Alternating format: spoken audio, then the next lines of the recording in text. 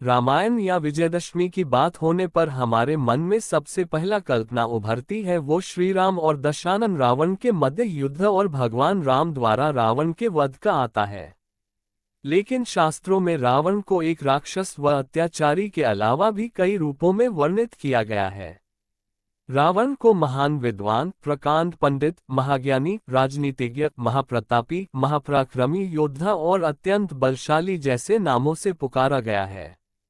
रामायण में जिक्र है कि राम ने भी एक बार रावण को महाविद्वान के रूप में संबोधित किया था। इसका मूल कारण उसकी अतुलनीय ज्ञान शक्ति थी। रावण ऋषि विश्रवा व कैकसी संतान के रूप में जाने जाते हैं, लेकिन उसकी मां कैकसी राक्षस कुल की थी। रावण ब्राह्मण व राक्षसी पुत्र था, इसलिए उसे ब्रह्म राक्षस भी कहा जाता था, क्योंकि उसके पास ब्राह्मण का अत्युत्तम ज्ञान व राक्षस की परम शक्ति थी। राक्षसी और क्षत्रिय दोनों गुणों के साथ वो बेहद बलशाली और बहुत बड़ा शिवभक्त भी था। रावण का जन्म महान ऋषि विश्रवा, जिन्हें वेस्टमुनि के नाम से भी संबोधित किया जाता है, और उनकी पत्नी राक्षस कन्या राजकुमारी कैकसी के विवाह से हुआ था। रावण का जन्म देवगण में हुआ था, क्योंकि उनके दादा ऋषि पुलस्त्य ब्रह्मा के 10 मानस पुत्रों में एक थे। वो दक्ष प्रजापति व नारद जी के भाई थे। वो 7 महान ऋषियों के समूह, जिसे सप्तर्षि कहा जाता है, उसके सदस्य भी थे। कैकसी के पिता और दैत्यों के राजा सुमाली, जिनका असली नाम सोमालिया था। इन्हीं के नाम से सोमालिया, जो एक देश है, उसका नाम पड़ा था।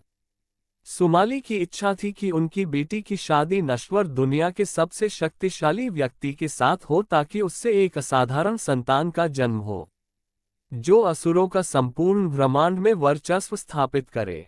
सुमाली ने अपनी बेटी के लिए आए विश्व के बड़े से बड़े राजाओं के प्रस्तावों को ठुकरा दिया, क्योंकि वो सभी उनसे कम शक्तिशाली थे। कैकसी ने इसके बाद ऋषियों में अपने लिए वर की खोज की और आखिर में विश्रवा ऋषि को शादी के लिए चुना, जिनका एक और बेटा कुबेर था। कुबेर की माता का नाम देववर्णिनी था। कुबेर लंका का राजा व धन का अधिपति था। रावण ने बाद में अपने सौतेले भाई कुबेर से बलपूर्वक लंका छीन ली और उसका अधिपति बन गया। रावण के 2 सहोदर भाई विभीषण और कुंभकर्ण थे। रावण की मां के कुल का संबंध मारीच और सुबाहु दैत्यों के परिवार से भी था। कैकसी ने एक बेटी को भी जन्म दिया था, जिसका नाम चंद्रमुखी था, जिसे बाद में राक्षसी शूर्पणखा के नाम से जाना गया। पिता विश्रवा अपने बेटे रावण को आक्रामक और अभिमानी होने के साथ साथ एक अनुकरणीय विद्वान कहते थे। विश्रवा के संरक्षण में रावण ने वेदों, पवित्र ग्रंथों, क्षत्रियों के शस्त्र ज्ञान और युद्धकला में महारत हासिल की। रावण एक महान संगीतज्ञ और उत्कृष्ट वीणा वादक भी था। उसके ध्वज के चिन्ह पर वीणा का भी चित्र दिखाई देता था।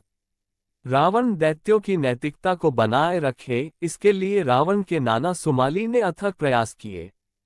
रामायण में वर्णन या भी वर्णन मिलता कि रावण का यादुओं से घनिष्ठ संबंध था, जिसमें दिल्ली के दक्षिण में मथुरा शहर से लेकर गुजरात, महाराष्ट्र, राजस्थान के कुछ हिस्से शामिल थे। माना जाता है कि रावण का संबंध लवणासुर से भी था, जो मधुपुरा का राजा था, जिस स्थान को आज मथुरा के नाम से जाना जाता है। लवणासुर एक राक्षस था। लवणासुर को राम के सबसे छोटे भाई शत्रुघ्न ने मारा था। यदु क्षेत्र में नर्मदा के तट पर एक बार भगवान शिव की पूजा करने के बाद रावण को सबसे महान यदु राजाओं में एक राजा कार्तवीर्य अर्जुन के सिपाहियों ने पकड़ लिया और उसे कई दिनों तक अपनी कैद में रखा। रामायण के संदर्भों में बहुत साफ साफ कहा गया है कि रावण पूरी तरह मनुष्यों या फिर असुर के समान नहीं था। वो इनसे कहीं बढ़कर था। पिता से अपनी शुरुआती शिक्षा ग्रहण करने के बाद रावण ने कई वर्षों तक शिव की गहन तपस्या की। तपस्या के दौरान रावण ने शिव को प्रसन्न करने के लिए बलि के रूप में अपना सिर 10 बार काटा। हर बार जब वो अपना सिर काटता था तो उसके धड़ में एक नया सिर लग जाता था, जिनसे उसने अपनी तपस्या पूरी की और अंत में भगवान शिव ने उसकी तपस्या से प्रसन्न होकर उसे वरदान दिया।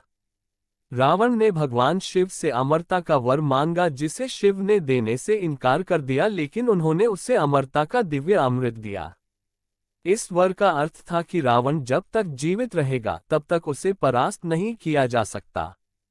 रावण ने फिर ब्रह्मा जी की तपस्या की और अपने वरदान में नश्वर इंसानों को छोड़कर देवताओं, राक्षसों, सांप, यक्ष, दानवों व देवदासों से जिन्हें किन्नर से अपनी रक्षा का वर मांगा, जिसका मतलब था कि ये सभी प्रजातियां उसे कोई नुकसान नहीं पहुंचा सकती।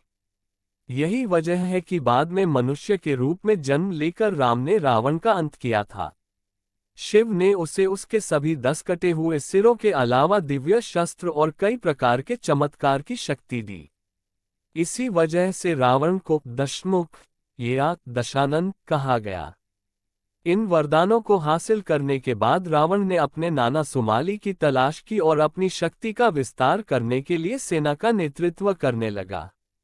इसके बाद रावण की नज़र लंका पर पड़ी और उसने उस पर कब्जा जमाने की कोशिश शुरू कर दी। लंका एक बेहद सुंदर और रमणीय शहर था जिसे शिव और पार्वती के लिए विश्वकर्मा द्वारा बनाया गया था। बाद में ऋषि विश्रवा ने लंका में यज्ञ के बाद शिव से उससे दक्षिणा के रूप में मांग लिया। इसके बाद कुबेर ने अपनी सौतेली मां कैकेसी के जरिए रावण और अपने अन्य भाई बहनों को ये संदेश पहुंचाया कि अब लंका उनके पिता विश्रवा यानी उन सभी की हो चुकी है।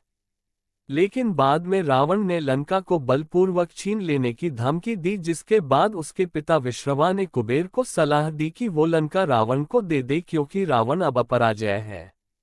इस तरह रावण ने लंका पर कब्जा कर लिया। लंका पर विजय के बाद रावण शिव से मिलने के लिए कैलाश पर्वत पहुंचा। शिव के वाहन नंदी ने रावण को अंदर जाने से मना कर दिया। इससे वो नाराज हो गया और नंदी को चिढ़ाने लगा। बदले में नंदी भी क्रोधित हो गए और रावण को श्राप दिया कि लंका को एक वानर द्वारा नष्ट किया जाएगा। नंदी के सामने शिव के प्रति अपना प्रेम दिखाने के लिए रावण ने कैलाश पर्वत को उठा लिया और कहा कि वो शिव समेत पूरे कैलाश को लंका ले जाएगा। रावण के अहंकार से क्षुब्ध शिव ने कैलाश पर अपने पैर की सबसे छोटी अंगुली रख दी, जिससे कैलाश पर्वत अपनी जगह पर वापस स्थापित हो गया। लेकिन इसी दौरान रावण का हाथ पर्वत के नीचे दब गया और पूरे पर्वत का भार रावण के हाथ पर आ गया। वो इस पीड़ा से कराह उठा।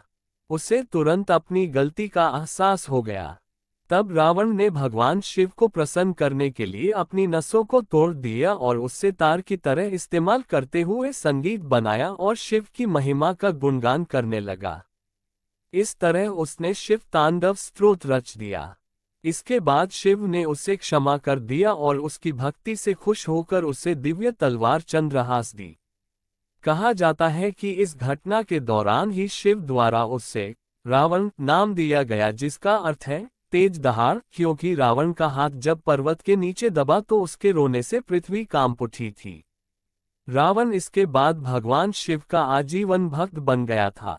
रावण की क्षमता और शक्ति वास्तव में विस्मयकारी थी। रावण ने कई बार मनुष्यों, देवताओं, राक्षसों व यक्षों पर विजय प्राप्त की। पाताललोक को पूरी तरह जीतकर उसने अपने फुफेरे भाई अहिरावण को वहां का राजा बना दिया था। वह तीनों लोकों में सभी असुरों का सर्वोच्च अधिपति बन गया। कुबेर ने एक बार रावण को उसकी क्रूरता और लालच के लिए आलोचना की, जिससे वो बहुत नाराज हो गया। भाई के इस अपमान के बाद वो स्वर्ग की ओर बढ़ा और देवताओं से युद्ध कर उन्हें हराया। उसने देवों, मनुष्यों और नागों पर जीत अर्जित की। रामायण में रावण का सभी मनुष्यों और देवताओं पर विजेता के रूप में जिक्र किया गया है। हालांकि रावण का अहंकार उसके अंत का कारण बना।